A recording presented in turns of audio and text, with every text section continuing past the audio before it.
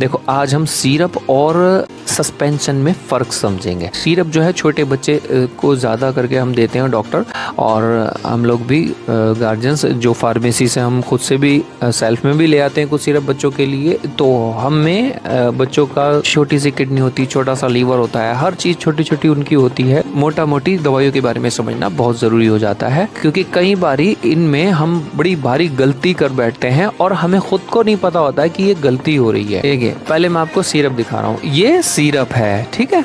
ये पूरा का पूरा इसका जो है ना लिक्विड टाइप होगा, इसमें बेस नहीं होता। ठीक, आप बिना शेक करे भी लेंगे कोई दिक्कत नहीं है। ठीक, ऐसे शेक करना चाहिए हर दवाई को, बट इसमें कोई दिक्कत नहीं है। इसमें जितना ml आप लोगे पूरा mg जाएगा। अब ये आप देखें, ये सस्पेंशन है। सस्पेंशन में जो क्या होता है, इसका जो बेस होता है वो नीचे बैठ जाता है। जैसे आपने रात को बच्चे को दवाई दे दी, आप सुबह तक वो दवाई रखी है, तो इसका जो बेस होता है वो नीचे बैठ जाएगा, ऊपर लिखा भी ये ईच 5 ml में 125 मिलीग्राम है। यानी कि 5 ml अगर आप बच्चों को दे रहे हैं तो 125 मिलीग्राम बच्चे की बॉडी में जा रहा है। 5 ml में 125 मिलीग्राम है। ये टोटल दवाई जो है, जो मैं कैलकुलेशन कर पा रहा हूँ, ये 1500 mg दवाई है टोटल। 1500 mg किस तरह से जानी है वो आपके डॉक्टर ने बताई है। 5 ml करके देना है। PID सुबह शाम बताया है, 3 टाइम बताया है, बुखार आने पर बताया है। अब हम लोग गलती क्या करते हैं सस्पेंशन में हम गलती क्या करते हैं कि कई बारी बच्चों को बिना शेक करे, बिना हिलाए दवाई दे देते हैं। तो होता क्या है कि अब ये 60 ml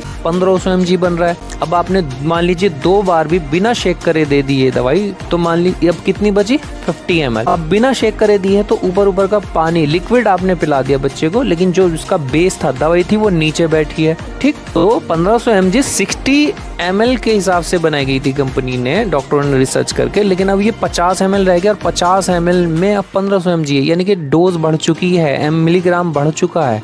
या आपने 3 बार दे दिया, 4 बार दे दिया, तो 45 ml में 1500 mg रह गया है, 40 ml में 1500 mg रह गया, तो डोज बढ़ गई। जब ऐसे कर करके आप दवाई कम आ जाएगी, नीचे बेस तक हम पहुंचेंगे, तो होता क्या है कि mg ज्यादा होती है, लिक्विड उस हिसाब से नहीं होता है। तब बच्चे को mg 5 ml में फिर mg ज्यादा चली जाती है, ये हमें पता भी नहीं लगता। और अल्लाह ना करे कोई नुकसान हो जाए, क्योंकि बच्चों का जैसा कि मैंने बताया छोटी सी किडनी होता है, छोटा सा लीवर होता है, कोई इंटरनल ऑर्गन्स फेल हो जाए, किसी पे असर कर जाए दवाई ज़्यादा mg होने की वजह से, तो हम यही सोचते रहते हैं यार पैरासिटामोल ही तो दिया था, इतना नुकसान कैसे हो गया। मैं समझता हूँ कि आप इन चीज़ों का ध्यान रखेंगे जब भी आप सस्पेंशन लाएंगे। ठीक है, सस्पेंशन को शेक करना है। जब भी बच्चों को दवाई दे हर बार शेक करना है, तो उसमें प्रॉपर और पूरा डोज जाएगा, ओवरडोज नहीं होगा। तो मैं समझता हूँ कि मेरे जरिए दी गई जानकारी आपकी लाइफ में वैल्यू ऐड करती होंगी। शेयर जरूर कर देना, ठीक है। बच्चे सबके प्यारे होते